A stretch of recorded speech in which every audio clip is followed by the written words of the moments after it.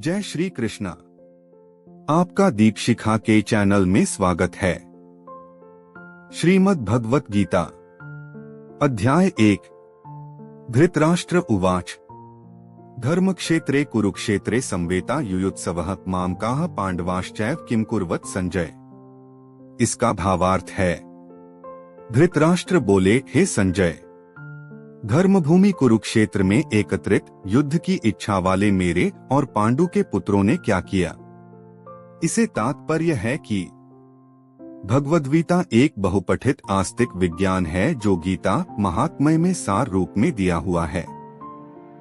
इसमें यह उल्लेख है कि मनुष्य को चाहिए कि वह श्री कृष्ण के भक्त की सहायता से संवीक्षण करते हुए भगवद्गीता का अध्ययन करे और स्वार्थ प्रेरित व्याख्याओं के बिना उसे समझने का प्रयास करे। अर्जुन ने जिस प्रकार से साक्षात भगवान कृष्ण से गीता सुनी और उसका उपदेश ग्रहण किया, इस प्रकार की स्पष्ट अनुभूति का उदाहरण भगवद्गीता में ही है।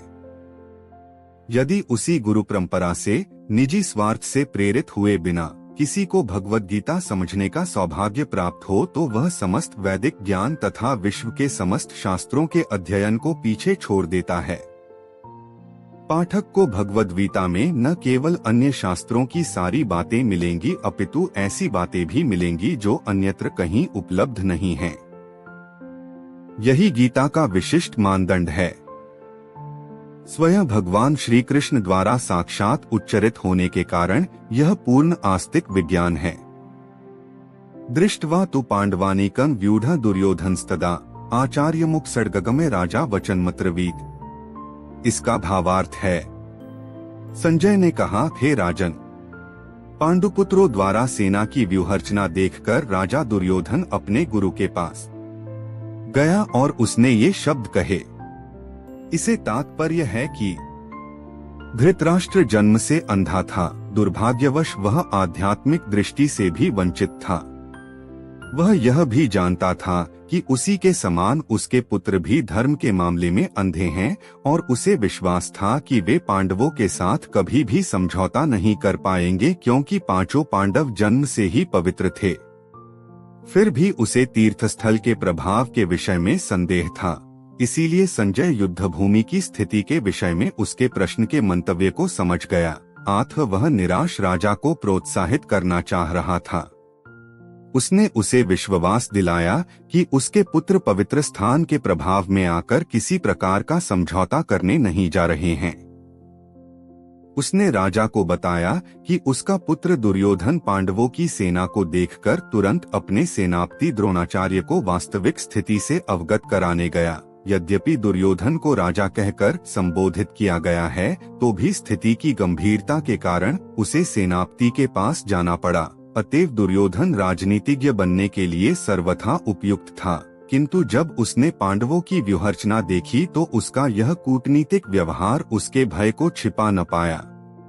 पश्चाता पांडुपुत्राणामाचार्य महती चमूम व्यूढ़ा द्रुपद पुत्रेण तब शिष्येण धीमता। इसका भावार्थ है आचार्य, पांडुपुत्रों की विशाल सेना को देखें जिसे आपके बुद्धिमान शिष्य द्रुपद के पुत्र ने इतने कौशल से व्यवस्थित किया है।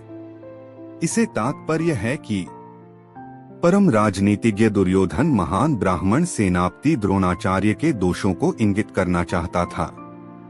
अर्जुन की पत्नी द्रौपदी के पिता राजा द्रुपद के साथ द्रोणाचार्य का कुछ राजनीतिक झगड़ा था।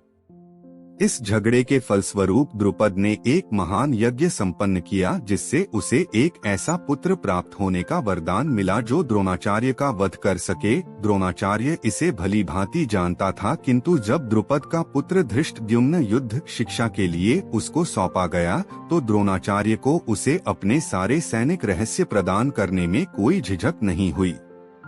अब धृष्टद्युम्न कुरुक्षेत्र की युद्धभूमि में पांडवों का पक्ष ले रहा था और उसने द्रोणाचार्य से जो कला सीखी थी उसी के आधार पर उसने यह व्यूहरचना की थी। दुर्योधन ने द्रोणाचार्य की इस दुर्बलता की ओर इंगित किया जिससे वह युद्ध में सजग रहे और समझौता न करे। इसके द्वारा वह द्रोणाचार्य को यह भी बताना चाह रहा था कि कहीं वह अपने प्रिय शिष्य पांडवों के प्रति युद्ध में उदारता न दिखा बैठे। विशेष रूप से अर्जुन उसका अत्यंत प्रिय एवं तेजस्वी शिष्य था। दुर्योधन ने यह भी चेतावनी दी कि युद्ध में इस प्रकार की उदारता से हार हो सकती है।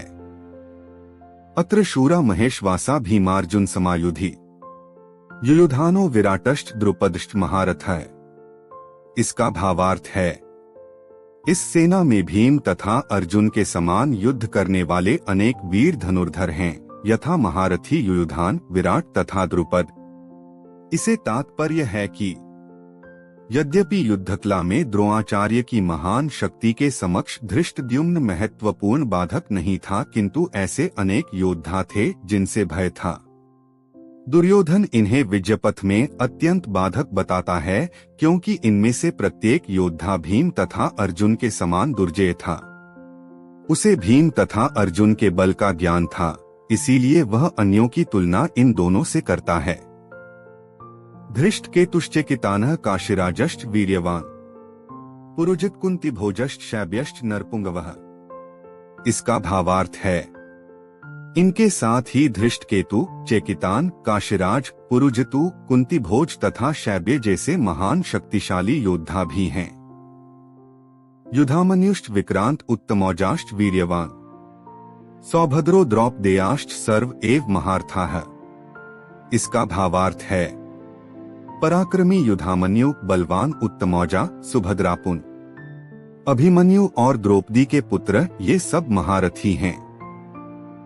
इसे तात्पर्य है कि यहाँ पांडवों की सेना में बड़े बड़े शूरवीर हैं, जिनके बहुत बड़े बड़े धनुष हैं तथा जो युद्ध में भीम और अर्जुन के समान हैं।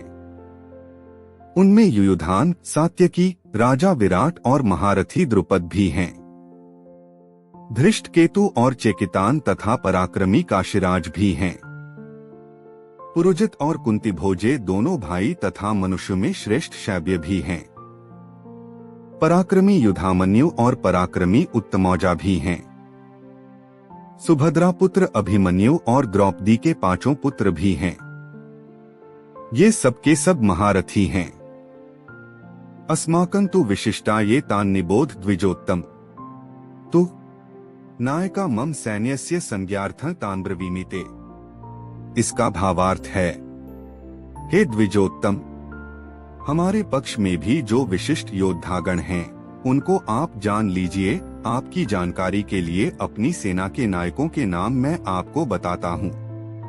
भवान भीष्मश्च कर्णश्च कृपश्च समितिंजयः अश्वत्थामा विकर्णश्च सौमदत्तिस्तथैव च। इसका भावार्थ है, मेरी सेना में स्वयं आप भीष्म, कर्ण, कृपाचार्य, अश्वत्थामा, विकर्ण तथा सोमदत्त का पुत्र भूरिश्रवा आदि हैं, जो युद्ध में सदैव विजयी रहे हैं।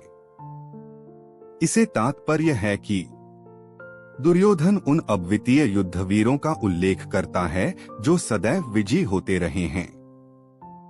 विकर्ण दुर्योधन का भाई है, अश्वत्थामा द्रोणाचार्य का पुत्र है और सोमदत्ती या भूरिश्रवा बाहलिकों के राजा का पुत्र है। कर्ण अर्जुन का आधा भाई है, क्योंकि वह कुंती के गर्भ से राजा पांडु के साथ विवाहित होने के पूर्व उत्पन्न हुआ था। कृपाचार्य की जुड़वा बहन द्रोणाचार्य को ब्याही थी। गीता के अगले अध्याय सुनने के लिए चैनल को लाइक, शेयर एंड सब्सक्राइब जरूर करें।